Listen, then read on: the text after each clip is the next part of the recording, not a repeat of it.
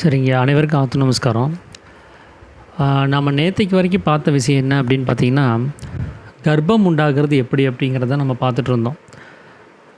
உலகத்தினுடைய தாயார் அப்படின்னு சொல்லி மனம் அப்படின்னு சொல்லி சாமி சொல்லும்போது, அங்கே பிரசவிக்கிற தாய்மார்களை குறிப்பிட்டு இது எப்படி இந்த விவரத்தை சொல்லுங்கள் அப்படின்னு சொல்லி கேட்கும்போது சாமி சொன்னார், ஒரு நெல் எப்படி வயலில் வருதோ அதுக்கு எது காரணமாக இருக்குதோ அதை நம்ம யூகித்து அறிந்தோம் அப்படின்னா நான் இங்கே பிரசவிக்கிறது யாருங்கிறத புரிஞ்சுக்க முடியும் அப்படிங்கிறத அவர் சாமி வந்து ஒரு உதாரணம் மூலமாக சொல்லியிருந்தார். அது மட்டும் இல்லாமல் கர்ப்பபாத்திரத்தில் விழுகக்கூடிய அந்த சுக்கிலம்ங்கிறது ஆணினுடைய சுக்கிலம் போய் விழுகும்போது அது ஆண் குழந்தையாகவும், பெண்ணினுடைய சுக்கிலம் போய் விழுகும்போது பெண் குழந்தையாகவும் இருக்குது அப்படிங்கிறதையும் சொல்லியிருந்தார்.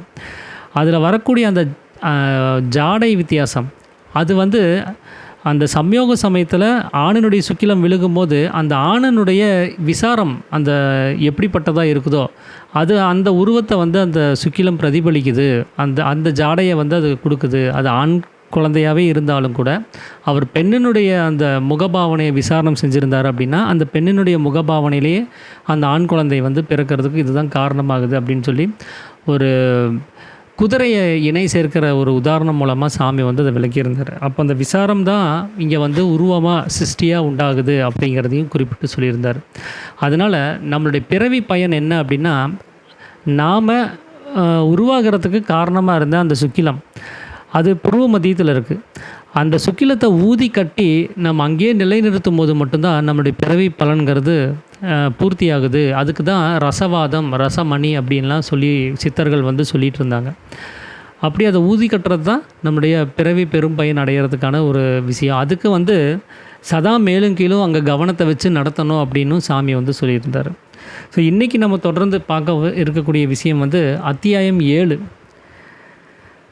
அதில் வந்து சீடன் கேட்குறாரு, சாமி போன அத்தியாயங்களில் இந்த விசாரமே உருவமாக மாறுது, சிருஷ்டியாக மாறுது, எண்ணங்களே சிருஷ்டியாக மாறுது அப்படின்னு சொல்லி நீங்கள் சொன்னீங்க இல்லையா? அதனுடைய பொருள் இன்னும் கொஞ்சம் டீட்டெயில்டாக எனக்கு சொல்லுங்கள். அது எனக்கு சரியாக எனக்கு இன்னும் எனக்கு புரிதல் உண்டாகிற மாதிரி இன்னும் கொஞ்சம் டீட்டெயில்டாக சொல்லுங்கள் அப்படிங்கிறார்.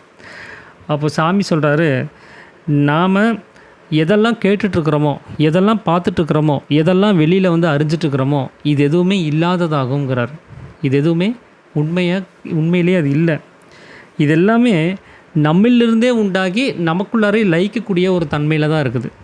எப்படின்னா, தூக்கம் முழித்த உடனே இது நம்மளிருந்து உண்டாயிரும்.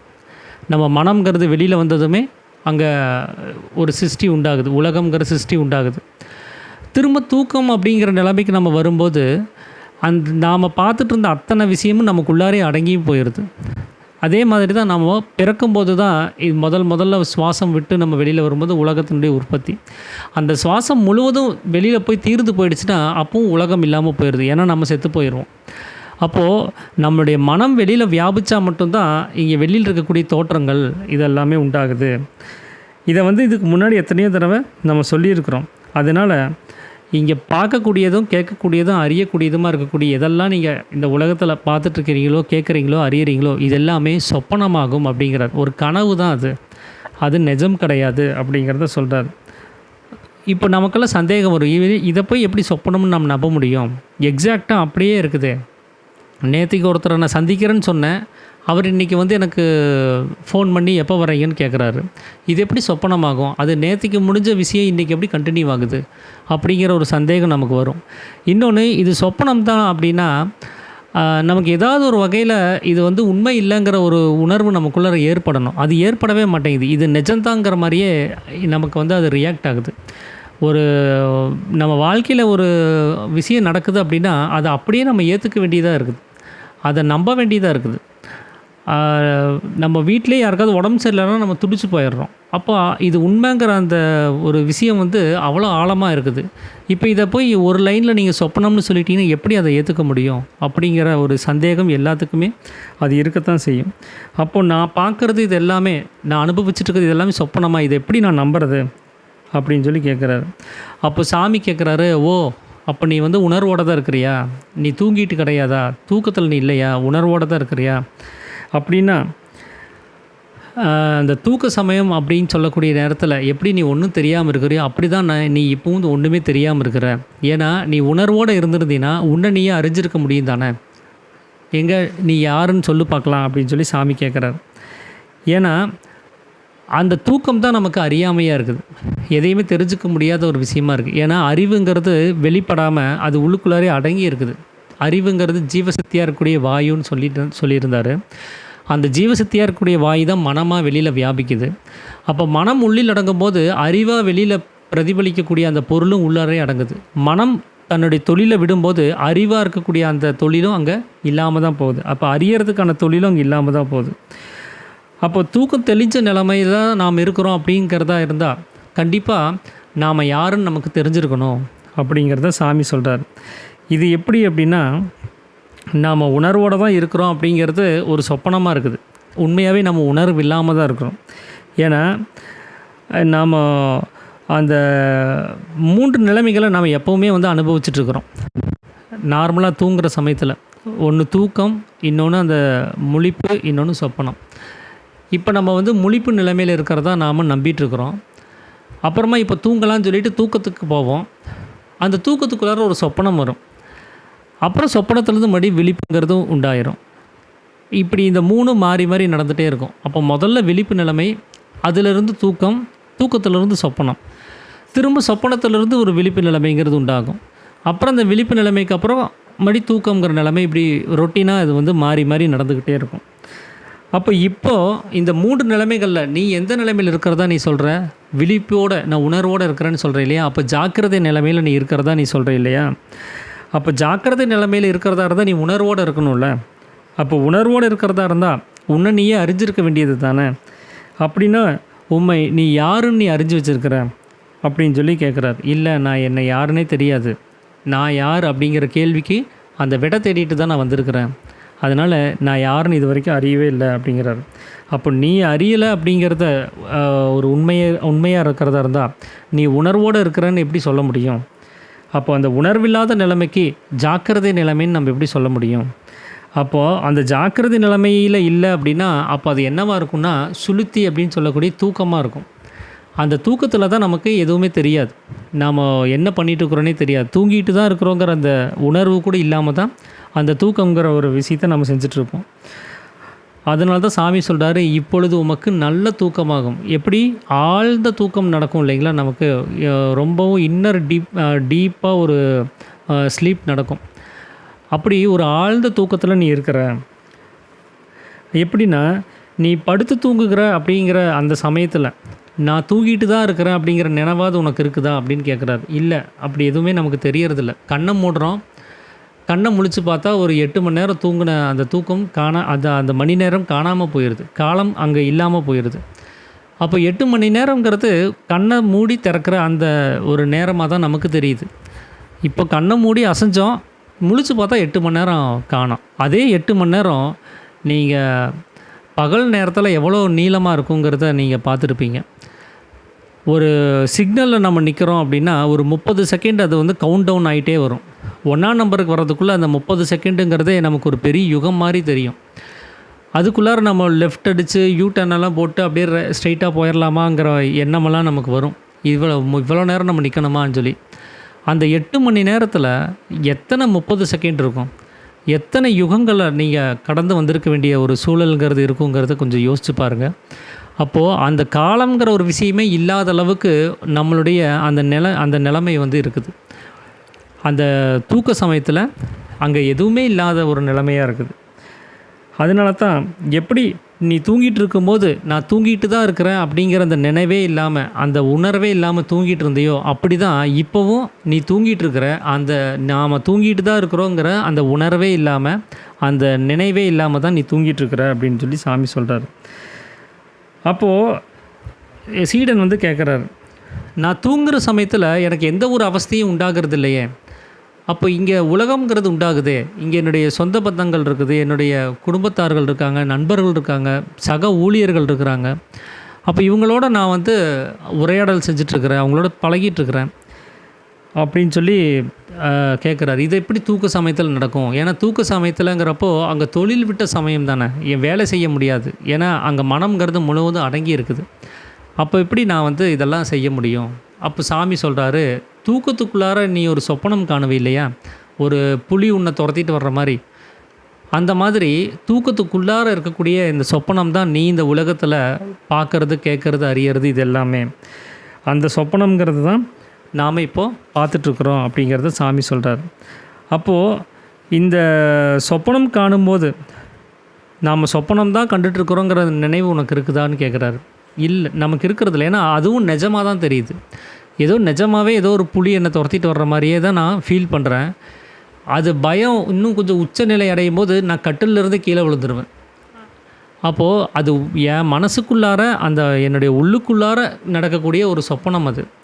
அந்த சொப்பனத்தில் நடக்கக்கூடிய ஒரு உணர்வு என் உடம்பையும் பாதித்து என்னை உருட்டி கட்டிலிருந்து கீழே விளைவிச்சிருது. ஏன்னா அது அந்த உண்மைங்கிற அந்த நம்பகத்தன்மை அங்கே இருக்கிறதுனால.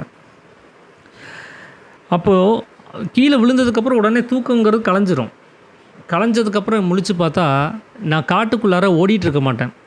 கட்டிலேருந்து கீழே விழுந்து அங்கங்கே அடிபட்டிருக்கும்.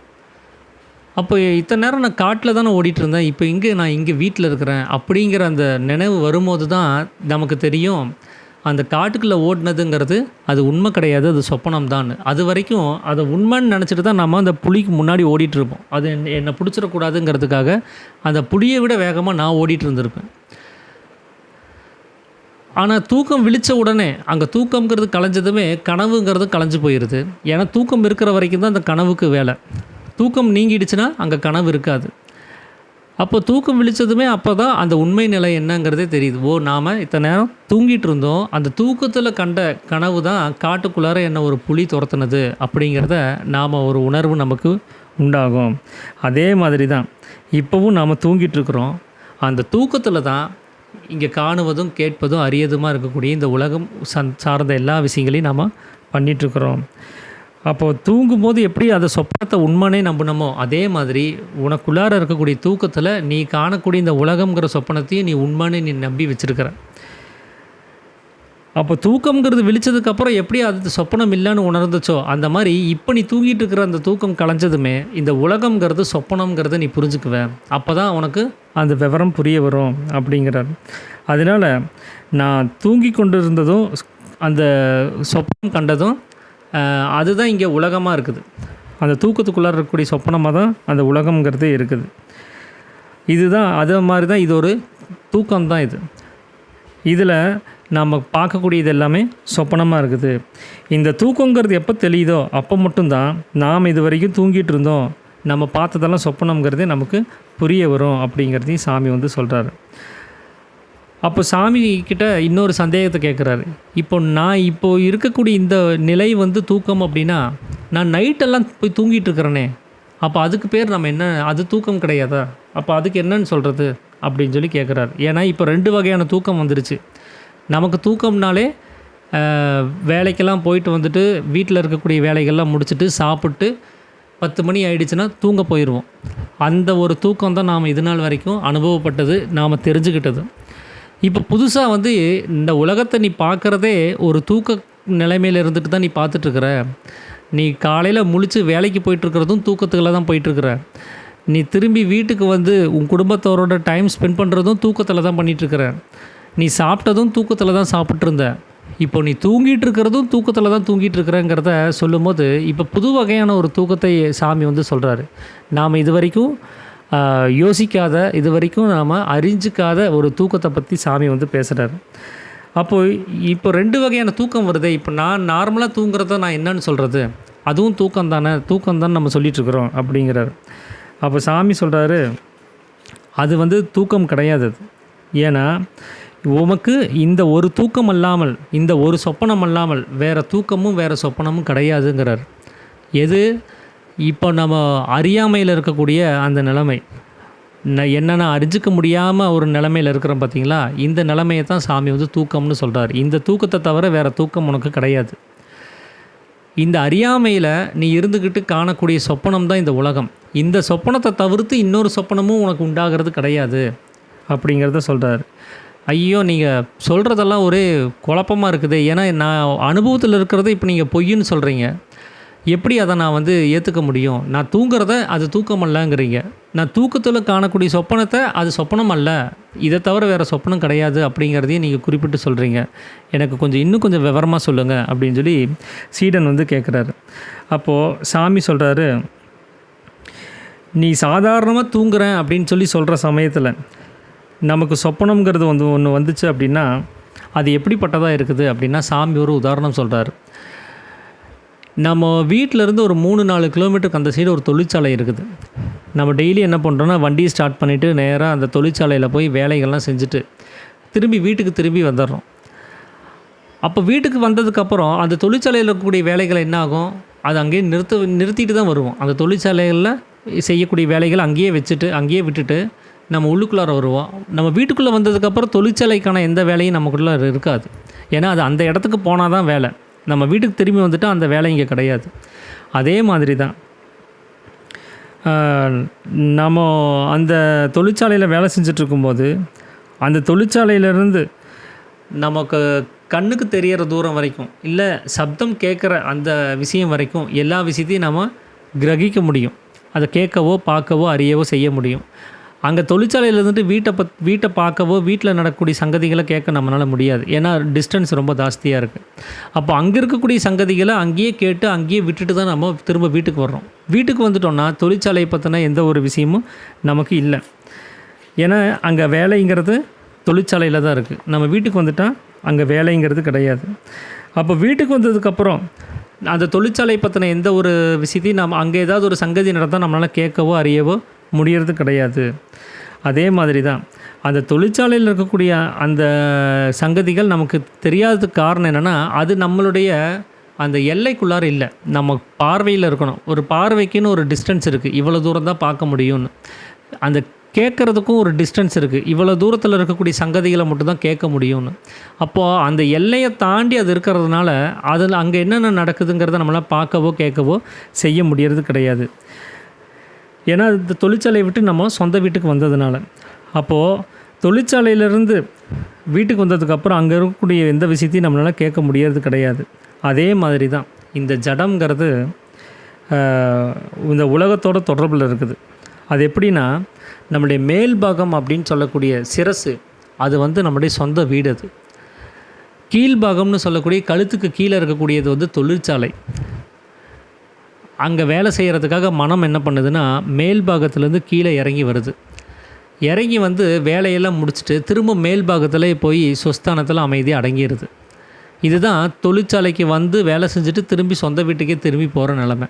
இப்படி தான் மனம் என்ன பண்ணுதுன்னா, நம்ம உற்பத்தி ஸ்தானத்திலேருந்து அது எங்கே உற்பத்தியாச்சோ அந்த பூர்வ மத்தியத்திலேருந்து வெளியில் வேலைகளெல்லாம் செஞ்சுட்டு இந்த உலகத்தை உண்டு பண்ணி இங்கே இருக்கக்கூடிய வேலைகள்லாம் செஞ்சுட்டு பார்க்குறதும் கேட்குறதும் அறியறதும் தான் அதுக்கான 3 வேலைகள். இதை தவிர்த்து வேறு வேலைகள் அந்த மனசுக்கு கிடையாது. அந்த 3 வேலைகளையும் செஞ்சுட்டு அதுக்கப்புறம் சரி போதும் நம்ம இன்றைக்கி போய் ரெஸ்ட் எடுக்கலாம் அப்படின்னு சொல்லிட்டு திரும்பி தன்னுடைய சொஸ்தானத்திலே தன்னுடைய சொந்த வீட்டிலையே போய் அடங்கிடும். அப்போது அந்த தொழிற்சாலை சம்மந்தப்பட்ட எந்த விஷயமும் அது செய்கிறது கிடையாது, அந்த வேலைகளை செய்கிறது கிடையாது. அங்கே போய் அடங்கிடுச்சுன்னா வெளி விஷயங்களை பார்க்குறதோ கேட்குறதோ அறியறதோ செய்ய முடியாது. ஏன்னா அது தொழிற்சாலையை விட்டு சொந்த வீட்டுக்கு வந்துடுச்சு.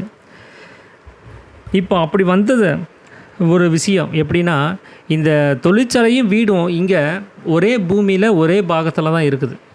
டிஸ்டன்ஸ் மட்டும்தான் கொஞ்சம் தள்ளி இருக்குது. அதே மாதிரி தான் நம்ம உடம்புக்குள்ளாரையும் தொழிற்சாலையும் சொந்த வீடும் ஒரே பாகமாக இருக்குது. அது ஒன்று மேல் பாகம், இன்னொன்று கீழ்பாகம். மேல் பாகத்தில் சொந்த வீடும் கீழ் பாகத்தில் தொழிற்சாலையுமா அந்த 2 பாகமாக அது பிரிச்சுருக்குது. அப்போது இந்த உலகம்ங்கிறது நமக்கு ஒரு தொழிற்சாலையாக இருக்குது. அந்த மனம் வேலை செய்கிறதுக்கு இந்த தொழில்கள் செய்கிறதுக்கான ஒரு இடமா அது இருக்குது. அப்படி வெளியில் உலகத்தை உண்டு பண்ணி பார்க்குறதும் கேட்குறதும் அறியறதையும் செஞ்சிருச்சு அப்படின்னா அங்கே தொழில் செஞ்சிட்ருக்குது. அந்த தொழிலை விட்டுட்டு திரும்ப சொஸ்தானத்தில் அடங்கும் போது தொழில்கள் இல்லாமல் போகுது. அப்போது நாம் நைட்டு 10 மணிக்கு வேலையெல்லாம் முடிச்சுட்டு வீட்டில் அந்த விஷயங்களெல்லாம் குழந்தைகளை இவங்களெல்லாம் பார்த்து பேசிட்டு சாப்பிட்டு 10 மணிக்கு தூங்குகிறோம் அப்படின்னா நாம் தூக்கம்னு அதுக்கு ஒரு பேர் வச்சுருக்குறோம். ஆனால் சாமி என்ன சொல்கிறாருன்னா, அது மனம் வெளியில் இருக்கக்கூடிய உலகங்கிற தொழிற்சாலையிலிருந்து அந்த 3 வேலைகளையும் விட்டுட்டு தன்னுடைய சொஸ்தானத்தில் அடங்குற நேரம் அது. அதாவது தொழில் விட்ட சமயம் அப்படிங்கிறார். தொழில் விட்டு திரும்பி வீட்டுக்குள்ளார வந்துருச்சுன்னு அர்த்தம். அதுக்கு பேர் தூக்கம் கிடையாது. அது மனம் தொழில் விட்ட சமயம். அந்த மனம் எந்த வேலையும் செய்யாமல் அமைதியாக இருக்க வேண்டிய ஒரு நேரம் அப்படிங்கிறத சாமி சொல்கிறார்.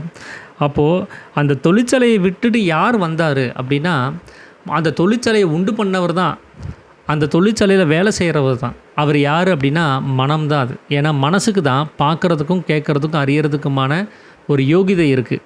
ஜீவனுக்கு அது கிடையாது. மனம் தான் அந்த வேலையை செய்யுது. அப்போது அந்த மனம் தான் அந்த தொழிற்சாலையில் இருந்த ஒரு மனுஷன். அவர் தான் அந்த தொழிலை விட்டு உள்ளுக்குள்ளார வந்து சொஸ்தானத்தில் அடங்கினவர். அப்போது தூக்கம் அப்படின்னு நாம் சொல்கிறது அது மனம் தன்னுடைய வேலையை விட்டுட்டு அது அமைதியாக இருக்க வேண்டிய ஒரு இடத்த தான் நாம் தூக்கம்னு சொல்கிறோமே தவிர அது உண்மையிலேயே அது தூக்கம் அல்ல அப்படிங்கிறத சாமி சொல்கிறார். அப்போது தூங்குவது தான் அந்த ஒரு விஷயம் அப்படின்னா, அப்போது நம்ம சொப்பனம் காணுகிறோமே, அதில் அந்த சொப்பனத்துக்கான ஒரு விஷயம் என்ன அப்படின்னு சொல்லி சாமிகிட்ட சீடன் கேட்குறாரு. அது ஒன்றும் இல்லை, நம்ம தொழிற்சாலையில் வேலை செஞ்சிட்ருக்கும் போது சில சங்கதிகள்லாம் நடந்திருக்கும். அதை திரும்ப சொந்த வீட்டுக்கு வந்ததுக்கப்புறம் வீட்டில் இருக்கக்கூடிய மனைவிக்கிட்டேயோ இல்லை தாயார்கிட்டேயோ தகப்பன்கிட்டேயோ இல்லை நம்ம நண்பர் யார்கிட்டையாவது அந்த தொழிற்சாலையில் நடந்த சங்கதிகளை பற்றி நம்ம டிஸ்கஸ் பண்ணுவோம். இன்றைக்கி என்னுடைய பாஸ் என்னை பாராட்டினார், நான் செஞ்ச வேலைக்காக என்னை ரொம்ப பாராட்டினார் அப்படின்னு ஏதாவது ஒரு விஷயத்த சொல்லுவோம். இல்லைன்னா நான் செஞ்ச தப்புக்காக என்னை திட்டினாருனாலும் சொல்லுவோம். இல்லைன்னா என் கூட வேலை செய்கிற ஒருத்தர் ஒரு பத்திரிக்கையை கொண்டு கொடுத்தாரு, வர்ற இந்த நாளில் ஒரு விழா வச்சுருக்கிறேன் வாங்கன்னு சொல்லி ஒரு அழைப்புதல் கொடுத்தாரு அப்படின்னு சொல்லியாவது வீட்டில் சொல்லுவோம். அப்போ அங்கே நடந்த சங்கதிகளை பற்றி வீட்டில் டிஸ்கஸ் பண்ணுவோம். ஸோ அந்த தொழிற்சாலையிலேருந்து நம்ம சம்மந்தம் இல்லைனாலும் அந்த தொழிற்சாலையில் நடந்த சங்கதிகளை வீட்டில் பேசுகிறது உண்டு. ஏதாவது ஒரு காரியம், முக்கியமான காரியம் இருக்கிறதா இருந்தால். அப்படி அந்த வெளியில் இருக்கக்கூடிய விஷயங்களை கவனித்த அந்த மனசு என்ன பண்ணுதுன்னா, திரும்ப தன்னுடைய சொஸ்தானத்தில் அடங்கினதுக்கப்புறமும் அது அமைதியாக இல்லாமல் அது அங்கே என்னென்ன வேலை செஞ்சிச்சோ, என்னென்ன பார்த்துச்சோ, என்னென்ன கேட்டுச்சோ, என்னென்ன அறிஞ்சிச்சோ அந்த விஷயங்களை பற்றி ஆலோசனை பண்ணுற ஒரு நேரம் தான் சொப்பனம் அப்படின்னு சொல்லி சொல்கிறார். ஏன்னா சொப்பனத்தில் வர்ற விஷயங்கள்லாம் நீங்கள் கவனித்து பாருங்கள்.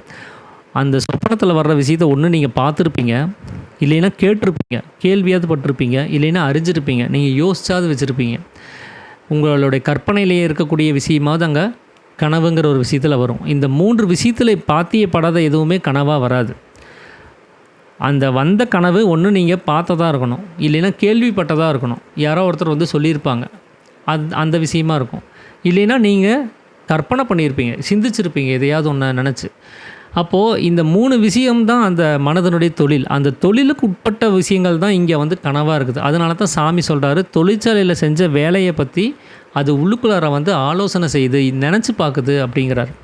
அப்படி நினச்சி பார்க்கக்கூடிய விஷயத்தை தான் நாம் கனவாக இங்கே உள்ளுக்குள்ளார நாம் கவனிக்கிறோம். அப்போது அது காலையில் விழித்த உடனே என்ன பண்ணுது, இந்த கடைக்காரங்களாம் என்ன பண்ணுவாங்கன்னா சாமானத்தெல்லாம் வெளியில் எடுத்து வச்சு வியாபாரம் பண்ண ஆரம்பிப்பாங்க. அது பிளாட்ஃபார்மை தாண்டி ரோடு வரைக்கும் கூட போயிடும். மேலே எல்லாம் தொங்க விட்டு, வெளியில் இருக்கக்கூடிய எல்லா இடத்துலையும் தொங்க விட்டு அந்த பாத்திரங்கள் அது இது பொருட்கள் இதெல்லாம் வச்சு ஒரு வியாபாரத்தை பண்ணுவாங்க. வியாபாரம் முடிஞ்சிருச்சு, அந்த நேரம் வந்துருச்சு, கடையை சாத்துற நேரம் வந்துருச்சுன்னா அந்த மொத்த சாமானத்தையும் திரும்ப எடுத்து எல்லாரையும் உள்ளாரையே வச்சு சட்டரை சாத்திட்டு அவர் உள்ளுக்குள்ளார போய் படுத்துருவார். காலையில் எந்திரிச்ச உடனே திரும்ப எல்லா சாமானங்களையும் வெளியில் விட்டு அவர் இந்த வியாபாரத்தை பண்ணுவார். அதே மாதிரி தான் இந்த மனசுங்கிறது ஒரு வியாபாரி. அது அந்த மனம்ங்கிறது எதை வச்சு வியாபாரம் பண்ணுது அப்படின்னா, விசாராதிகள்னு சொல்லக்கூடிய எண்ணங்களை வச்சு தான் அது வியாபாரம் பண்ணுது. அந்த எண்ணங்கள் தான் அதனுடைய பொருட்கள். அதைத்தான் வெளியில் விட்டு வெளி விஷயங்களில் இருக்கக்கூடிய ஏதாவது ஒரு சங்கதிகளில் பந்தத்தை ஏற்படுத்தி சுகதுக்கங்களை உண்டு பண்ணி அங்கே பந்தப்பட்டு அந்த வியாபாரத்தை அது செய்யுது. பார்க்குறதும் கேட்குறதும் அறியறதுமாக இருக்கக்கூடிய வேலைகளை செய்யுது. அதுக்கு இன்ட்ரெஸ்ட் இல்லைன்னா அது பார்க்காது. அதுக்கு அது ஆர்வம் இல்லை அப்படின்னா எதையும் கேட்காது, எதையும் தெரிஞ்சுக்காது. அப்போ அந்த மனமே தான் அதில் ஆர்வப்படுது. அந்த விஷயத்தை நான் தெரிஞ்சுக்கணும், அந்த விஷயத்தை பார்க்கணும், அந்த விஷயத்தை அறியணும் அப்படின்னு சொல்லி அது பண்ணுது. ஸோ அந்த ஆர்வத்துக்கு காரணம் எண்ணங்கள் தான். எனக்கு அது செய்யணுங்கிற அந்த எண்ணம் தான் அதுக்கு முக்கியமான காரணமாக இருக்குது. அப்படி விசாராதிகளாக இருக்கக்கூடிய அந்த சாமான்களை அது வெளியில் வச்சு வியாபாரம் பண்ணிவிட்டு திரும்ப அந்த எண்ணங்களை உள்ளுக்குள்ளரே கொண்டு வந்து பூட்டிடுது. அதனால தான் தூங்கும்போது நமக்கு எந்த ஒரு எண்ணமும் உண்டாகிறது கிடையாது. ஆனால் முழிச்சப்போ அது எக்கச்சக்கமான எண்ணங்கள் வந்துக்கிட்டே இருக்கும். ஒரு வேலை செய்யும்போது அது 10 எண்ணங்களாக ஓடிட்டே இருக்கும். வேறு வேறு எண்ணங்களாக அது ஓடிட்டே இருக்கும். அடுத்தது என்ன பண்ணணும், அதுக்கு அடுத்தது என்ன பண்ணணும்னு சொல்லி ஒரு பிளான் போயிட்டே இருக்கும். ஆனால் தூக்க சமயத்தில் பாருங்கள் எந்த எண்ணங்களும் இருக்காது. ஏன்னா அது அந்த வியாபாரம் செய்ய வேண்டிய பொருட்களை உள்ளுக்குள்ளார எடுத்து வச்சுட்டு கதவை சாத்திடுது. அப்போ அங்கே தொழிலுங்கிறதே உண்டாகிறது கிடையாது. அப்போது நாம் சாதாரணமாக தூக்கம்னு சொல்லக்கூடிய நேரத்தை நம்ம என்ன சொல்லணும் அப்படின்னா, மனம் அந்த வேலையை விட்ட சமயம், இல்லைன்னா வியாபாரத்தை நிறுத்தின சமயம்னு தான் நம்ம சொல்லணும். அதுக்கு எந்த வேலையும் கிடையாது. அந்த பொருட்களெல்லாம் உள்ளே வச்சு பூட்டியாச்சு. அப்போது அதில் அந்த சொப்பனமும் அதே மாதிரி தான். அது ஆலோசனை செய்கிறது தான் அங்கே சொப்பனமாக இருக்குது. அந்த ஆலோசனை செய்யாமல், அந்த மனம்ங்கிறது அங்கே வேலை செய்யாமல், அது நினைக்காம எந்த ஒரு சொப்பனமும் நமக்கு உண்டாகிறது கிடையாது அப்படிங்கிறதையும் சொல்கிறார். அப்போது மனம் தன்னுடைய தொழில் விட்டு சொந்த வீட்டில் தன்னால் எதெல்லாம் கேட்கப்பட்டுச்சோ, எதெல்லாம் பார்க்கப்பட்டுச்சோ, எதெல்லாம் அறியப்பட்டுச்சோ அந்த அவஸ்தைகளை சிந்தித்து பார்க்கக்கூடிய ஒரு நிலைமை, ஆலோசிக்கிற நிலைமை, அதுதான் சொப்பனம் அப்படிங்கிறது சொல்கிறாரு. அப்போது இந்த சொப்பனத்தை பற்றி இந்த எக்ஸ்ப்ளனேஷன் கொடுத்ததுக்கப்புறம் சீடன் இன்னொரு கேள்வி கேட்குறாரு. நீங்கள் இது வரைக்கும் சொப்பனம்னு சொல்லிட்டீங்க இல்லையா, ஆனால் இவ்வளவு அதிகமான சொப்பனத்தை நாம் பார்க்க முடியுதா? ஏன்னா இது ரொம்ப நீளமாக இருக்குது. இந்த இவ்வளோ பெரிய சொப்பனத்தை எப்படி நம்ம காண முடியும் அப்படிங்கிறத அவர் கேட்குறாரு. அப்போது சாமி அடுத்த கேள்வி கேட்குறாரு. இப்போ நீ சாதாரணமாக படுத்து தூங்குகிற சமயத்தில் உனக்கு ஒரு சொப்பனம் வருது. அது இல்லாமல் வேறொரு சொப்பனத்தை நீ அதிகமான ஒரு டிஸ்டன்ஸில் நீ காண்றது கிடையாது அப்படிங்கிறாரு. எப்படின்னா, இப்போது இந்த உலகம்ங்கிறது சொப்பனம்னு சொல்லிட்டாரு. இந்த சொப்பனம் எனக்கு எது வரைக்கும் இருக்கும் அப்படின்னா, என்னுடைய ஆயுசு நாட்கள் ஒரு 60-70 வயசுனா, அந்த 60-70 வருஷமாக அந்த சொப்பனம் நீண்டு போகுது. ஆனால் தூக்க சமயத்தில் இருக்கக்கூடிய சொப்பனம் ரொம்ப சின்னதாக இருக்குது. 1 நிமிஷமோ 2 நிமிஷமோ அவ்வளோதான் இருக்கிற மாதிரி இருக்குது. அப்படி பார்க்கும்போது இவ்வளோ அதிகமான சொப்பனத்தை நம்ம தூக்கத்தில் அந்த மனம் வேலை விட்ட சமயத்தில் காண்றது இல்லையே அப்படிங்கிறப்போ தான் சாமி சொல்கிறாரு, அப்படி கிடையாது. நீ மனம் வேலை விட்ட சமயத்தில் ஒரு சொப்பனத்தை காண்ற இல்லையா, அதை விட டிஸ்டன்ஸ் அதிகமான, நேரம் அதிகமான சொப்பனத்தை நீ வேறு எங்கேயுமே காண்றது கிடையாது அப்படிங்கிறத சொல்கிறாரு. ஏன்னா நாம் இப்போ அனுபவிச்சுட்டு இருக்கக்கூடிய உலகம்ங்கிற சொப்பனம் இது ரொம்ப பெருசாக இருக்கா, இல்லை நாம் தூங்குகிறோன்னு சொல்லி நினச்சிட்டு இருக்கும்போது நமக்குள்ளார உண்டாகக்கூடிய அந்த மனம் ஆலோசனை செய்யக்கூடிய சொப்பனம் ரொம்ப பெருசாக இருக்கா அப்படின்னு சொல்லி ஒரு கேள்வி வருது. அதுக்கு சாமி சொல்கிறது என்னென்னா, நீங்கள் தூங்குகிறோம் அப்படின்னு சொல்லி நினச்சிட்ருக்கிற நேரத்தில், மனம் வேலை விட்ட சமயத்தில் மனம் ஆலோசனை செய்யக்கூடிய சொப்பனம் தான் நீளம் அதிகம். ஏன்னா அதில் வரக்கூடிய 1 நிமிஷ நேரத்தை கூட நீ இந்த உலகம்ங்கிற சொப்பனத்தில் காணுவதில்லை அப்படிங்கிறாரு. ஆனால் நீ யதார்த்தத்தை பார்த்தா இது 70 வருஷமாக இருக்குது. ஆனால் தூங்குகிறோன்னு சொல்கிற நேரத்தில் அது ஒரு நாளில் பாதி தூக்கம், அதாவது பாதி இரவு. ஒரு நாளில் 2 பகல் இரவுன்னு பிரித்தோன்னா, ஒரு 24 மணி நேரத்தில் பாதியாக பிரித்தா ஒரு 8 மணி நேரம், அதில் 3ல் 1 பங்கு தான் அந்த தூக்கங்கிறதே வருது. அந்த 8 மணி நேரத்துக்குள்ளார ஏதோ 1 நிமிஷமோ 2 நிமிஷமோ வரக்கூடிய சொப்பனத்தை சாமி ரொம்ப பெரிய சொப்பனம்னு சொல்கிறாரு. அதில் நீங்கள் அனுபவிக்கக்கூடிய 1 நிமிஷம் நேரத்தை கூட நீ உலகங்கிற சொப்பனத்தில் நீ அனுபவிக்கிறது இல்லை அப்படிங்கிறாரு. அப்போது இது 70 வருஷமாக நாம் அனுபவிக்கிற அந்த விஷயங்கிறது உண்மை கிடையாது. அது உண்மையாகவே நம்ம 70 வருஷம் அதை அனுபவிக்கிறது கிடையாது. அதில் இருக்கக்கூடிய 1 நிமிஷம் நேரத்தை கூடவும் நீங்கள் அனுபவிக்கிறது இல்லை அப்படிங்கிறது தான் சாமி சொல்கிறார். அதுதான் ரொம்ப நீளமான சொப்பனம். ஆனால் இது ரொம்ப குறைந்த சொப்பனமாக இருக்குது, இந்த உலகம்னு நீங்கள் பார்க்கக்கூடிய சொப்பனம் அப்படின்னு சாமி சொல்கிறார். ஆனால் ஏன் இது இவ்வளோ நீளமாக தெரியுது அப்படின்னா, அதை நம்ம உண்மைன்னு நம்பியிருக்கிறதுனால தான். அது பொய் அப்படிங்கிறது நமக்கு தெரியாமல் இருக்குது. இன்னொன்று, அதில் காலம்ங்கிறது வேலை செய்யுது. உள்ளுக்குள்ளார காலம்ங்கிறது வேலை செய்கிறது கிடையாது. அந்த காலம்ங்கிறது வெளிப்பட்டுருச்சு அப்படின்னா அது நகராது, அது மெதுவாக போகும்.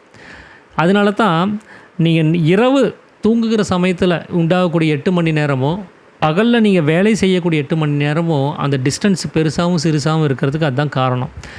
அப்போ இரவு கண்ணை மூடி திறக்கிற அந்த ஒரு செகண்டில் நடக்கக்கூடிய அதில் ஒரு 8 மணி நேரம் கடந்து போயிடுது. ஆனால் அதே பகலில் கண்ணை மூடி திறந்து எத்தனை நேரம் நம்ம இந்த பகல் நேரத்தை நம்ம கடத்திட்டுருக்குறோம். அப்போ அதில் எத்தனை முறை நம்ம கண்ணை மூடி திறக்க வேண்டிய சூழலுங்கிறது இருக்குது. அப்போது அது எவ்வளோ பெரிய நீளமாக நமக்கு தெரியுதுங்கிறத கவனித்து பாருங்கங்கிறத தான் சாமி சொல்கிற ஒரு விஷயம். ஏன்னா அது நீளமாக தெரியப்படுத்தப்படுது. அந்த மனம் தான் அதுக்கான காரணமே. ஒரு 2.5 மணி நேரம் படம் நல்ல இன்ட்ரெஸ்ட்டாக போகுது அப்படின்னா அது எப்படி எங்கே தொடங்கி எப்போ சீக்கிரம் முடிஞ்சுன்னே நமக்கு தெரியாது. இப்போ படம் போட்டாங்க, அவ்வளோ ஸ்பீடாக போயிடுச்சு, படம் போனதே தெரியல, நேரம் போனதே தெரியல அப்படின்னு நாம் சொல்கிறது உண்டு. ஆனால் அந்த சிக்னலில் இருக்கக்கூடிய 30 செகண்டுங்கிறது நமக்கு பெரிய தலைவலியாக இருக்குது. இது எப்போ தீரும், எப்போ இது 29, 28, 27ன்னு வந்துட்டே இருக்குது, எப்போ இது 1ஆம் நம்பருக்கு வரும்னு நம்ம காத்துக்கிட்டே இருக்கிறோம். ஆனால் அதே 2.5 மணி நேரத்தில் எத்தனை 30 செகண்ட் இருந்திருக்கும். அந்த 30 செகண்டை மனசு எவ்வளோ சுலபமாக கடந்து போச்சு. இந்த ஒரு 30 செகண்டை ஏன் அது கடக்கிறதுக்கு இவ்வளோ பாடுபடுது அப்படின்னா அது மனம் தான் அதை தீர்மானிக்குது. ஒரு நேரத்தை சீக்கிரம் கடத்துறதும் அதை ஸ்லோவாக கடத்துறதையும் மனம் தான் நிர்ணயம் பண்ணுது. மனசுக்கு இன்ட்ரெஸ்ட் வந்துருச்சு, அதில் லயிச்சிருச்சு அப்படின்னா அங்கே காலத்தை அது சீக்கிரம் கடத்தி விட்டுரும். அதில் லைக்கலை அப்படின்னா அது காலத்தை கடத்துறதுங்கிறது ரொம்ப ஸ்லோவாக, டெட் ஸ்லோவாக இருக்கும். அதுதான் காரணமாக இருக்குது அப்படிங்கிறத சாமி சொல்கிறாரு. இது நீங்கள் யோக வாசிஷ்டம்னு ஒரு நூலில் லீலாவதியின் கதைன்னு சொல்லி ஒரு கதை வரும். அதை நான் ரொம்ப நாளாக நான் அதை சொல்லிகிட்ருக்கிறேன். அந்த கதையை பற்றின ஒரு விளக்கம் கொடுக்கணும் அப்படின்னு சொல்லிட்டு நான் முடிஞ்ச வரைக்கும் நாளைக்கு நான் ப்ரிப்பேர் பண்ணிட்டு வரேன் அந்த கதையை பற்றி. உண்மையாகவே அது ஒரு மனதனுடைய சுவாபத்தை சரியாக நம்ம புரிஞ்சுக்க முடியும். ஏன் அந்த மனம் காலத்தை எப்படி அதை ஹேண்டில் பண்ணுது, ஒரு காலத்தை எப்படி வேகமாக கடத்துது, எப்படி ஸ்லோவாக கடத்துதுங்கிறத அந்த லீலாவதியின் கதையை வச்சு நம்மளால் தெளிவாக புரிஞ்சுக்க முடியும். நான் நாளைக்கு கண்டிப்பாக அதை நான் ப்ரிப்பேர் பண்ணிவிட்டு நான் இதே டாப்பிக்கு அதுலேயும் வரும். அதை நான் உங்களுக்கு டீட்டெயிலாக நான் சொல்கிறேன். அப்போ தான் மனதனுடைய சுவாபம் என்னங்கிறத நம்மளால் சரியாக புரிஞ்சுக்க முடியும். அப்போது அந்த மனம் நினச்சிச்சின்னா ஒரு நிமிஷத்தை ஒரு யுகமாகவும் மாற்ற முடியும். அந்த மனசு நினச்சிச்சின்னா ஒரு யுகத்தை ஒரு நிமிஷமாகவும் மாற்ற முடியும். ஸோ இது அந்த மனதனுடைய கையில் இருக்க அந்த காலத்தினுடைய வேகம்ங்கிறது. அதனால தான் சாமி சொல்கிறாரு, நீ இந்த மனம் ஆலோசனை பண்ணுற நேரத்தில் இருக்கக்கூடிய அந்த ஒரு சொப்பனத்தை ரொம்ப நீளமானதாக இருக்குது, ஆனால் அது வேகமாக கடத்திடுது. ஆனால் நாம் உலகம்ங்கிற சொப்பனத்தை காண்றது அந்த மனம் அதில் லயிக்கிறது கிடையாது. அதனால் அது ரொம்பவும் மெதுவாக கடத்திட்டு போகுது. 70 வருஷங்கிற அளவுக்கு அது கடத்திட்டு போகுது. ஆனால் உங்களால் அந்த மனம் ஆலோசனை பண்ணக்கூடிய நேரத்தில் ஒரு யுகத்தை கூடவும் ஒரு நைட்டுக்குள்ளார நீங்கள் கனவாக கண்டுற முடியும். ஒரு யுகமே ஒரு யுகம்னா கிட்டத்தட்ட 4 லட்சம் வருஷத்துக்கு மேலேன்னு சொல்லுவாங்க. அந்த அத்தனை லட்சம் வருஷத்தை உங்களால் ஒரு நைட்டுக்குள்ளார நீங்கள் ஒரு கனவாகவே கழிச்சிட முடியும். அவ்வளோ வேகமாக கூட மனசுனால் அந்த கனவை எடுத்துகிட்டு போக முடியும். ஆனால் அது யதார்த்தமாக இருக்கக்கூடிய இந்த உலகத்தில் அது சாத்தியம் கிடையாது. ஏன்னா மனதனுடைய லயிப்பு தன்மைங்கிறது இந்த உலகத்தில் கிடையாது. அது மனம் எங்கே லயிக்கும் அப்படின்னா, சாமி ஏற்கனவே 1ஆம் அத்தியாயத்திலே அவர் சொல்லியிருக்கிறாரு. அந்த மனதனுடைய அதனுடைய உற்பத்தி ஸ்தானமாக இருக்கக்கூடிய ஜீவனில் தான். அது அங்கே மட்டும்தான் லயிக்கும். அது ஜீவனோட சேரும்போது தான் இந்த சொப்பனம், தூக்கம் இதெல்லாமே உண்டாகுது. அப்போது அந்த ஜீவனோட சேர்ந்தால் மட்டும்தான் அந்த லயிப்பு தன்மையே அந்த மனசுக்கு வருது. அது ஜீவனை விட்டு பிரிஞ்சு அது வெளி உலகத்துக்கு வந்துடுச்சுன்னா அது எதுலேயுமே லயிக்கிறது கிடையாது. கொஞ்ச நேரம் வேணால் அது ஒரு ஆர்வத்துக்காக ஒரு விஷயத்தில் ஊன்றி இருக்கலாம். ஆனால் திரும்பவும் அது வெளியில் அந்த ஆர்வம் தீர்ந்து போச்சு அப்படின்னா டெம்பரவரியாக தான் இருக்கும் அந்த ஆர்வமெல்லாம். அப்புறம் அந்த ஆர்வம் கடந்துருச்சு அப்படின்னா திரும்பவும் அது ஸ்லோவாக ஆரம்பிச்சிடும். எதுலேயுமே லயிக்காமல் அது பாட்டுக்கு போக ஆரம்பிச்சிடும். அப்போ அங்கே குறுகிய காலம் மட்டுமே தான் அந்த ஆர்வத்தை வச்சு நம்மளால் ஒரு விஷயத்தில் லயிக்க வைக்க முடியும். ஆனால் அது உள்ளுக்குள்ளே சொஸ்தானத்தில் அடக்கிட்டீங்க அப்படின்னா நீங்கள் எந்த முயற்சியும் பண்ண வேண்டாம், நீங்கள் அதை கட்டி போட வேண்டாம், அது பாட்டுக்கு பேசாமல் உட்காந்துரும். அதனால தான் அந்த மனதனுடைய லயிக்கிறது எங்கேயோ அங்கே கொண்டு போய் அதை நிறுத்துறதுக்கு நாம் முயற்சி பண்ணிகிட்ருக்குறோம். அப்போது நாம் தூங்குகிற சமயத்தில் இருக்கக்கூடிய அந்த சொப்பனத்தில் ஒரு நிமிஷம் நேரத்தை கூட நாம் வெளியில் இருக்கக்கூடிய உலகங்கிற சொப்பனத்தில் நாம் காணுவதில்லை அப்படிங்கிறத சாமி சொல்கிறார். எப்படின்னா, நாம் தூங்கும்போது நாம் ஒரு கனவு காண்றோன்னு வச்சுக்கோங்களேன். நாம் பிறந்தோம், இறந்தோம், எனக்கு 5 வயசு ஆச்சு, 5 வயசுலேருந்து நான் 100 வயசு வரைக்கும் வாழ்ந்தேன், எனக்கு குழந்தைங்க பிறந்தாங்க, அந்த குழந்தைங்களுக்கும் குழந்தைங்க பிறந்த அந்த பேரன் பேத்திகளை நான் கவனித்தேன் அப்படிங்கிற அளவுக்கு அது கண்டினியூட்டியாக போயிட்டே இருக்கும் அந்த கனவு. அது அந்த ஒரு நிமிஷ நேரத்தில் நீங்கள் 100 வருஷத்துக்கான எல்லா நிகழ்வுகளையும் உங்களால் கனவாக கூட கண்டிட முடியும். இந்த மனசு உங்களுக்கு காமிச்சு அதை ஆலோசனை செய்யணும்னு முடிவு பண்ணிடுச்சுன்னா அதனால் 100 வருஷத்துக்கான நிகழ்வுகளை ஒன்றா ஆலோசனை பண்ணி உங்களுக்கு அதை காமிச்சு கொடுத்துட முடியும். அதனால தான் சாமி சொல்கிறது என்னென்னா அந்த கனவு தான் ரொம்ப நீளமானது அப்படிங்கிறத அவர் வந்து குறிப்பிட்டு சொல்கிறார். அப்போது இப்போது நமக்கு வந்து நல்ல தூக்கமாக இருக்குது. இதில் கேட்குறதும் காண்றதும் அறிகிறதும் இது எல்லாமே சொப்பனமாக இருக்குது. இது வந்து உண்மை கிடையாது. அது மட்டும் இல்லாமல் அந்த தூக்கம்னு சொல்கிறது எது அப்படின்னு கேட்டிங்கன்னா அறியாமை தான் அது. அதனால தான் உண்மை நீர் அறியாமல் இருக்கிறீங்க அப்படின்னு சொல்லி சொல்கிறார். என்ன நான் அறியலை அப்படின்னா நான் அறியாமையில் இருக்கிறேன்னு அர்த்தம். நான் யாருன்னு எனக்கு தெரியலன்னா நான் அறியாமல் இருக்கிறேன். அறியாமைனா என்ன அப்படின்னா அதுக்கு ஒரு டெஃபினிஷன் கொடுக்குறார். எது அப்படின்னா அறிய வேண்டிய ஒரு விஷயத்தை அறியாமல் இருக்கிறதுக்கு பேர் தான் அறியாமைங்கிறார். எனக்கு ஒரு விஷயம் தெரிஞ்சிருக்கணும், அது எனக்கு தெரியாமல் இருக்குது, அதுக்கு பேர் தான் அறியாமை. அது என்ன விஷயம் அப்படின்னா நான் யாருங்கிறது எனக்கு தெரிஞ்சிருக்கணும். அதுதான் என்னுடைய உணர்வு நிலைமை. நான் உணர்வோடு இருக்கிறேன் அப்படின்னா நான் யாருன்னு எனக்கு தெரிஞ்சிருக்கணும். எனக்கு தலையில் அடிபட்டுருச்சு கீழே விழுந்து, அப்போ என்ன நான் மறந்துட்டேன். அப்படிங்கிறப்போ என்னை பற்றின எந்த விவரமும் எனக்கு தெரியாது. அப்போது அப்படி ஒரு வாழ்க்கையை நான் வாழும்போது அதனால் ஏதாவது பிரயோஜனம் இருக்குமானா இருக்காது. என்னை நான் அறியாமல் என்னுடைய உணர்வு எனக்குள்ளே வராமல் நான் இங்கே எவ்வளோ காலம் வாழ்ந்தாலும் என்னால் அதில் எந்த விஷயத்தையும் கிரகிக்க முடியாது. அது எதையுமே என்னால் ஸ்டோர் பண்ணி வச்சு என்னை நான் சீர்திருத்திக்கிறதுக்கோ இன்னும் நான் அதை சரிப்படுத்திக்கிறதுக்கோ எந்த முயற்சியும் செய்ய முடியாது. அப்போது என்ன நான் அறிஞ்சால் மட்டும்தான், நான் உணர்வோடு இருந்தால் மட்டும்தான் நான் வாழ்கிற வாழ்க்கையில் ஒரு பிரயோஜனமாக இருக்கும். அதனால தான் இங்கே இருக்கிற எல்லா இது வரைக்கும் இருந்த அத்தனை ஜென்மங்கள்லேயும் நாம் வாழ்ந்த வாழ்க்கையில் நம்மளை அறியாமல் தான் நாம் செத்து போயிட்டே இருந்தோம். நம்மளை அறிஞ்சிட்டோம் அப்படின்னா, நாம் உணர்வோடு இருந்துட்டோம் அப்படின்னா அது சாகாமல் இருக்கிறது எப்படிங்கிறத கண்டுபிடிச்சி அந்த சாவை நம்ம ஜெயிச்சிருக்க முடியும். அப்போ அந்த அறியாமை தான் நம்மளை வந்து நம்மளோட ஐடென்டிட்டியை வந்து நமக்கு காமிச்சு கொடுக்காமல் இருக்குது. அதுக்கு தான் சாமி வந்து தூக்கம் அப்படிங்கிறாரு. அப்போது நாம் எதையை அறிஞ்சிக்க வேண்டியது இருக்குது அப்படின்னா, நான் என்னுடைய நிலைமையை நான் முதல்ல புரிஞ்சுக்கணும். நான் யாருங்கிறத முதல்ல தெரிஞ்சுக்கணும். அதுக்கு நான் அந்த உணர்வோடு இருக்கணும். அந்த உணர்வு எனக்கு எப்போ வரும்னா, நான் தூக்கம்ங்கிற அறியாமையிலேருந்து நீங்கி வெளியில் வந்தால் தான் வர முடியும். அப்போது அந்த தூக்கம்ங்கிற அறியாமை நீங்கும் போது தான் என்ன நானே தெரிஞ்சுக்க முடியும். அப்போ தூக்கம் நீங்கிடுச்சுன்னா அந்த தூக்கத்துக்குள்ளார வரக்கூடிய சொப்பனம் என்ன ஆகும் அப்படின்னா அதுவும் இல்லாமல் போயிடும்.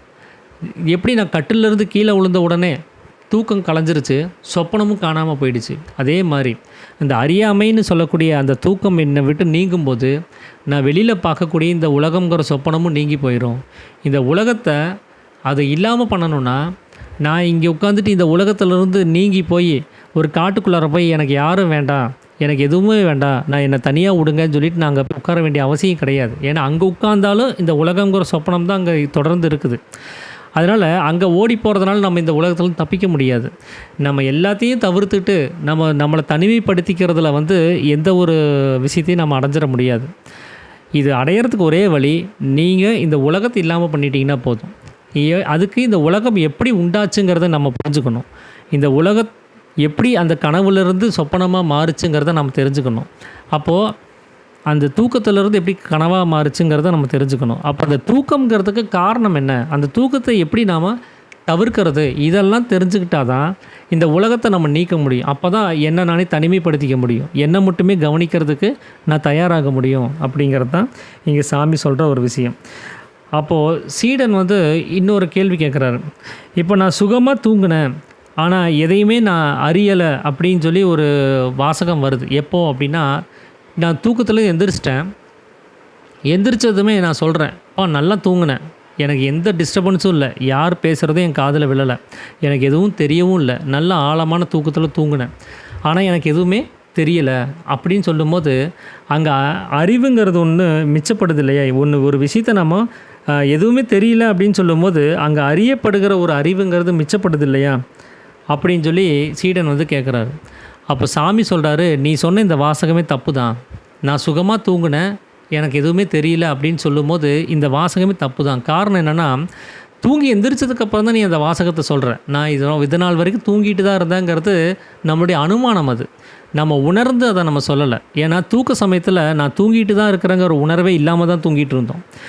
தூங்கி எந்திரிச்சதுக்கப்புறம் நம்ம ஒரு அனுமானத்தில் நம்ம சொல்கிறோம், 10 மணிக்கு கண்ணை மூடினேன், 6 மணிக்கு எந்திரிச்சிருக்கிறேன், இந்த 8 மணி நேரம் போயிடுச்சு அப்படின்னா அந்த 8 மணி நேரமும் நான் தூங்கிட்டு தான் இருந்தேன் அப்படிங்கிற ஒரு அனுமானத்தில் தான் நாம் இந்த வாசகத்தையே நம்ம ரெடி பண்ணியிருப்போம். நான் நைட்டு ஃபுல்லாக நல்லா தூங்கினேன்ப்பா அப்படின்னு. ஆனால் அந்த வேலை நடந்துகிட்டு இருந்துச்சு, தூக்கங்கிற ஒரு வேலை. அந்த நேரத்தில் நான் தூங்கிட்டு தான் இருக்கிறேன் அப்படிங்கிற உணர்வோடு நாம் அந்த வேலையை செய்யலை அப்படிங்கிறத சொல்கிறார். அதனால் இந்த வாசகம் வந்து தப்பு. ஏன்னா படுத்து தூங்குகிற சமயத்தில் அந்த தூக்கம் வர்ற வரைக்கும் கண்ணை மூடிட்டேன், இன்னும் தூக்கம் வரல, கொஞ்சம் நேரம் அப்படியே வேறு ஏதோ சிந்தனைகள்லாம் ஓடிட்டுருக்குது. நான் புத்தகத்தில் படித்ததோ, டிவியில் பார்த்ததோ, இல்லை கம்பெனியில் ஏதோ ஒரு விஷயம் நடந்ததோ, வீட்டில் ஏதாவது விஷயம் நடந்ததோ மைண்டில் ஓடிட்டுருக்குது. கண்ணை மட்டும் தான் மூடியிருக்கிறேன். அப்போ அந்த தூக்கங்கிறது திடீர்னு வரும்போது அந்த நினைவு எல்லாமே காணாமல் போயிடுச்சு. அப்போது நான் தூங்கிட்டு தான் இருக்கிறேங்க, அந்த ஒரு நினைவும் அங்கே வர்றது கிடையாது. தூக்கம் முழிக்கிறேன். முழிச்சதுக்கப்புறம் பார்த்தீங்கன்னா டைம் போயிருக்கு, காலையில் விடிஞ்சு போச்சு. அப்போது இதை வச்சு தான் நான் தீர்மானிக்கிறேன், நான் தூங்கிட்டேன் அப்படிங்கிறதே. இல்லைன்னா நமக்கு தெரியறதில்ல. நம்ம பஸ்ஸில் போயிட்டுருக்குறோம், கோயம்புத்தூரில் ஏறி உட்காந்துருக்குறோம், அவினாசியை தாண்டின உடனே தூக்கம் வந்துருச்சு. ட்ராவலில் முழிச்சு பார்த்தா சேலம் வந்துருச்சு. ஒரு 3 மணி நேரம் போனதே தெரியல. அப்புறமா நமக்கு ஒரு அனுமானம் வருது, இந்த 3 மணி நேரமும் நமக்கு எதையுமே அறிஞ்சிக்க முடியலன்னா நாம் தூக்கத்தில் தான் இருந்திருக்கிறோன்ட்டு. அப்போது இதெல்லாமே நாம் அனுமானத்தில் தான் நம்ம ஒரு விஷயத்தை வந்து உண்டு பண்ணி வச்சுருக்குறோம். அதை வச்சு தான் நம்ம சொல்கிறோம் நான் தூங்கிட்டு இருந்தேன்ட்டு. ஆனால் உண்மையாகவே அது நடக்கும்போது நாம் அந்த நிலையில் இல்லை, நம்ம தூங்கிட்டு தான் இருக்கிறோங்கிற அந்த நினைப்பே இல்லாமல் தான் அந்த வேலையை செஞ்சுட்டு இருந்தோம். அதனால் இந்த விஷயங்கிறது நம்மளுடைய அனுமானத்தில் தான் வந்திருக்கே தவிர மற்றபடி உங்களுக்கு அந்த நிலைமையில் இருந்து நீங்கள் உணர்ந்து அதை சொல்ல முடியாது அப்படிங்கிறத சொல்கிறார். அப்போது அந்த உணர்வுற்று கடக்கும்போது மட்டும்தான் நமக்கு வந்து அந்த தூக்கங்கிற ஒரு நிலைமையே உண்டாகுது. அது தூக்கம் மட்டும் கிடையாது, நீங்கள் மயக்கம் போட்டு கீழே விழுந்துட்டீங்கன்னா கூட அந்த உணர்வு இல்லாமல் போயிடும். அப்போ கூட நான் மயக்கத்தில் தான் இருக்கிறேன்னு கூட உங்களுக்கு தெரியாது. நான் எங்கே இருக்கிறேன் அப்படின்னு தான் நம்ம கேட்போம். எங்கேயாவது விழுந்து கிடப்போம், நம்மளை தூக்கிட்டு வந்து ஹாஸ்பிட்டலில் அட்மிட் பண்ணியிருப்பாங்க. மயக்கம் தெளிஞ்சு நம்ம எந்திரிக்கும் போது, ஆமாம் நான் இங்கே எப்படி வந்தேன், நான் எங்கே இருக்கிறேன், யார் என்னை கூட்டிகிட்டு வந்து விட்டா, இதெல்லாம் நம்ம கேள்வி கேட்போம். இன்னும் தலையில் அடிபட்டு கலங்கிடுச்சுன்னு வச்சுக்கோங்களேன், நான் யாருன்னே கூட கேள்வி கேட்க வேண்டிய நிலைமை உண்டாயிரும். அப்போது அந்த ஒரு மயக்க ஊசி போட்டோ இல்லை மற்ற ஏதாவது ஒரு ப்ளட் ப்ரெஷர் ஜாஸ்தியாகி மயக்கம் போட்டு விழுந்தாலோ கூட நமக்கு அந்த உணர்வு இல்லாத நிலைமையில் நமக்கு எதையுமே அறிய முடியாமல் போயிடுது. அப்போது தூக்கம் அப்படிங்கிறது நாம் அறிய வேண்டிய விஷயத்தை அறியாமல் இருக்கிறதுக்கு பேர் தான் தூக்கம். அதனால தான் சாமி நாம் சாதாரணமாக படுத்து தூங்குகிறோன்னு சொல்கிறத நம்ம தூக்கம்னு சொல்லக்கூடாது. ஏன்னா அது வந்து மனம் தன்னுடைய வேலையை விட்டு சொஸ்தானத்தில் அடங்கின சமயம்தான் அப்படிங்கிறத சொல்கிறார். அப்போது அந்த அறிவாக இருக்கக்கூடிய ஒரு பொருள் எதை நம்ம அறியணும் அப்படின்னா அந்த அறிவாக இருக்கக்கூடிய ஒரு பொருள் தான். அந்த அறிவாக இருக்கக்கூடிய பொருள் எது அப்படின்னா அது ஜீவன் தான். அந்த ஜீவனை அறியாமல் இருக்கிறதுக்கு பேர் தான் மாயை அப்படின்னு பேர். அப்போது அந்த மாயைனா என்ன, பிரம்மத்தை உணர விடாமல் தடுத்துட்டு இருக்கக்கூடிய ஒரு விஷயம். அந்த பிரம்மத்து சைடு நம்மளை போக விடாமல் கவர்ந்து இழுத்துகிட்டே இருக்கக்கூடிய ஒரு விஷயந்தான் மாயைங்கிறது. அப்போது நம்மளை அறிய விடாமல் தடுத்துட்டு இருக்கிறது மாயை. அந்த மாயையோடு நம்ம தொடர்பில் இருக்கும்போது நாம் அறியாமையில் இருக்கிறோம், ஜீவனை அறிய முடியாத ஒரு நிலைமையில் நாம் இருக்கிறோம் அப்படிங்கிறத சொல்கிறார். அப்போது அந்த மாயைங்கிறது நமக்கு என்னவாகுது அப்படின்னா தூக்கமாகுது. அதனால தான் மாயையாக இருக்கக்கூடிய தூக்கத்திலேருந்து நாம் கண்டு அனுபவிக்கக்கூடிய சொப்பனமாகும் இந்த உலகம் அப்படின்னு சொல்லி சாமி சொல்கிறார். இந்த மாயையாக இருக்கக்கூடிய தூக்கம் எப்போ தெளிந்து நமக்கு உணர்வு உண்டாகுதோ, எப்போ இந்த தூக்கங்கிறது தெளிஞ்சு நாம் அந்த ஜாக்கிரதை அப்படின்னு சொல்லக்கூடிய அந்த விழிப்பு நிலைமைக்கு நம்ம வர்றோமோ அப்போ தான் நமக்கு அந்த உணர்வுங்கிறதே உண்டாகுது. அந்த உணர்வுக்கு பேர் தான் ஜாக்கிரதை. அது ஜாக்கிரதைன்னு சொல்கிறது வந்து என்ன அப்படின்னா அனித்தியமாக இருக்கக்கூடிய, அதாவது உன்னோடது என்னோடது அப்படின்னு சொல்லி இங்கே பிரித்து பார்த்துட்டு இருக்கக்கூடிய இந்த உலகத்தில் நம்ம பார்த்துட்ருக்கக்கூடிய எல்லா விஷயங்களையும், அதில் இருக்கக்கூடிய ராகத்துவேஷம் அப்படின்னு சொல்லக்கூடிய வெறுப்பு இது எல்லாத்தையும் விட்டுட்டு நித்தியமாக இருக்கக்கூடிய தன்னை மட்டுமே கவனித்து அறிஞ்சிட்ருக்கக்கூடிய ஒரு நிலைமை. அந்த நிலைமை நமக்கு வரும்போது மட்டும்தான் நாம் ஜாக்கிரதை நிலைமை, நான் வந்து தூக்கத்துலேருந்து விழிச்சிட்டேன், எனக்கு மாயை கிடையாது அப்படின்னு சொல்லக்கூடிய நிலைமையாக இருக்கும். அப்போது அந்த ஜாக்கிரதை நிலைமைங்கிறது என்ன அப்படின்னா வெளி விஷயங்கள் எதுவுமே இருக்காது. தான் அப்படின்னு சொல்லக்கூடிய நித்தியமாக இருக்கக்கூடிய ஒரு பொருள் மட்டும்தான் அதோட தொடர்பில் இருக்கும். அப்போது அது எங்கே இருக்கும் அப்படின்னா புருவ மத்தியத்தில் அந்த மனம் சொஸ்தானத்தில் அடங்கின நிலைமை, அதுதான் நிஷ்டை அப்படின்னு நம்ம சொல்லுவோம். அந்த நிலைமையில் இருந்தால் மட்டும்தான் நாம் உணர்வோடு இருக்கிறோம், நான் தூக்கத்துலேருந்து எந்திரிச்சிட்டேன்னு அர்த்தம். அதை விட்டுட்டு நம்ம கீழே இறங்கி மனசு வந்துருச்சு அப்படின்னா நம்ம தூக்க நிலைமையில் இருக்கிறோம், அறியாமையில் இருக்கிறோம், மாயையில் இருக்கிறோன்னு அர்த்தம் அப்படிங்கிறத சாமி சொல்கிறாரு. ஸோ இதுதான் வந்து 7ஆம் அத்தியாயத்தில் சாமி வந்து சொப்பனம், சுளுத்தி, ஜாக்கிரதை அப்படின்னு 3 விஷயங்களை பற்றி அவர் பேசின ஒரு விஷயம். இதுதான் இன்றைக்கி நான் உங்களோட பகிர்ந்துக்கணும் அப்படின்னு சொல்லி நினச்சது. அனைவருக்கும் ஆத்ம நமஸ்காரங்க.